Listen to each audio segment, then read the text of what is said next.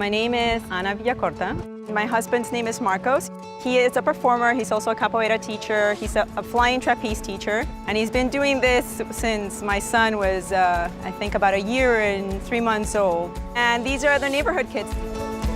Many times after school, when the kids don't have too much homework, he sets up some of the things that he does, and the kids start practicing with him and have a lot of fun.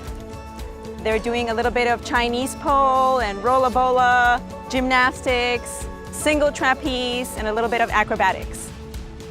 I don't think that they see it as exercise. It's just they just want to come and have fun and do something completely different.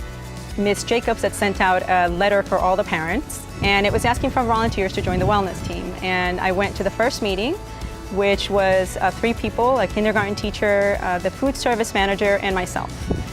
From then on, the team grew a little bit more with more teachers and more parents. So the first project that we started up in the wellness team was the school garden. That's just so the kids could become more familiar with where the foods came from, and it would increase the likelihood of them eating those healthy foods. We did a fundraiser at the school, so with the money that we received from the parents, we were able to buy a lot of the equipment to be able to build the beds, and also the soil and the seeds to be able to start up our garden. I'm gonna tell my mom to make a salad, a special salad for my dad and my brother. I think it's awesome. We do a club to water them and help them grow. Anna's been a godsend. I was looking for someone that would take on some green initiatives over the past few years, and Anna volunteered at our school advisory council meeting, and she has just taken it and run with it. The school garden is a great way for the kids to have a hands-on and interactive experience. We observe during our science classes the parts of the plants and the changes that we see through the garden. We're working on being able to implement the school garden into the curriculum, especially of the older grades, so that we can teach about nutrition and also be able to use the school garden within the curriculum.